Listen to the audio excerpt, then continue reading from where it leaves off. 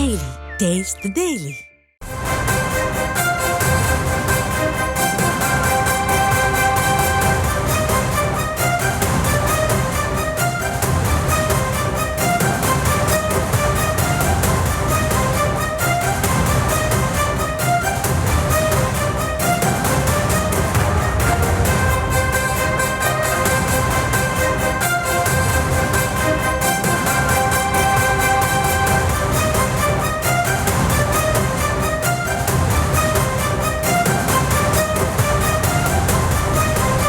அண்மை செய்தி.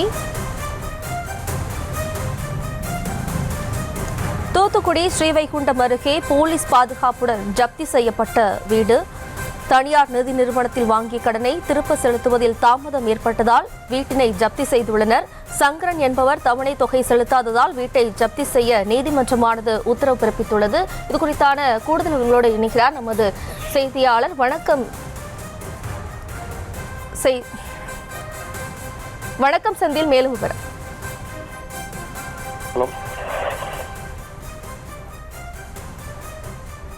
உள்ள வல்லநாடு பெருமாள் கோவில் தெருவை சேர்ந்தவர் சங்கரன்.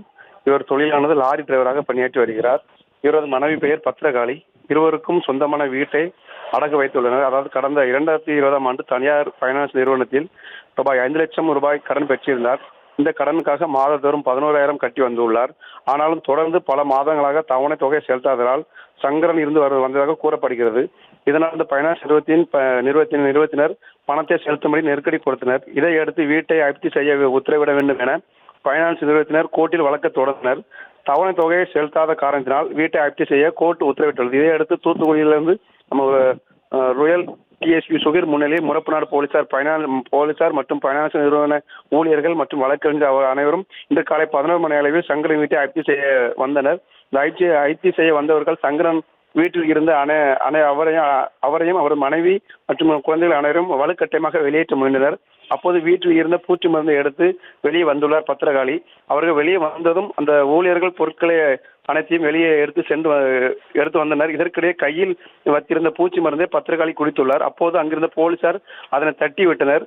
மேலும் அந்த மருந்து கீழே விழுந்ததால், அந்த பூச்சி மருந்து கீழே விழுந்ததால் அந்த கீழே விழுந்த பூச்சி மருந்தை சங்கரன் எடுத்து குடித்துள்ளார். இதற்கிடையே பூச்சி மருந்தை குடித்த சங்கரன் அந்த இடத்துல மயங்கி விழுந்தார். மயங்கி விழுந்து விஷம் குடித்த இருவரும் சுமார் 45 நிமிடம் அங்கே தவித்துள்ளனர். இருப்பினும் போலீசார் முன்னிலையில் வீட்டுக்கு ஜப்தி செய்ய வைக்கப்பட்டது. இதற்காக வீட்டை பூட்டி நுழைவாயில் கேட்டில் சீல் வைத்துள்ளார். இதற்கிடையே பார்த்துக்கிட்டா அந்த விஷம் குடித்த இருவரின் நிலை ரொம்பவும் மோசமாக காணப்பட்டது. அதுபோல பார்த்துக்கிட்டா 108 ஆம்புலன்ஸ் மூலம் திருநெல்வேலி அரசு மருத்துவமனைக்கு கொண்டு செல்லப்பட்டது. செல்லும் வழியிலே சங்கரன் உயிரிழந்தார். மேலும் பத்திரகாளி தொடர்ந்து சிகிச்சை பெற்று அளிக்கப்பட்டு வருவதால் இந்த தம்பதிக்கு 12ஆம் வகுப்பு படிக்கும் பானு வயது 18 என்ற மகளும் 10ஆம் வகுப்பு படிக்கும் கல்யாணி மகனும் 2 பேரும் உள்ளனர்.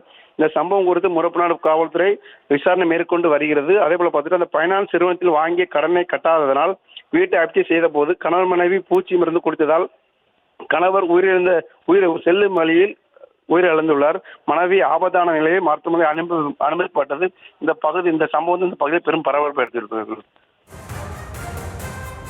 விவரங்களுக்கு நன்றி சந்து.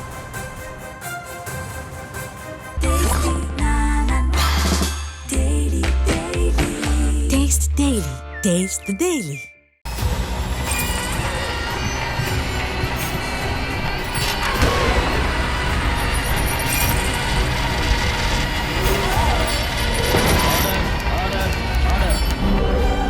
நிகழ்தகவு குற்றங்களின் மறுபரிமாணம். நாள்தோறும் இரவு 10 மணிக்கு இணைந்திருங்கள் நமது நியூஸ் தமிழ் தொலைக்காட்சியோடு.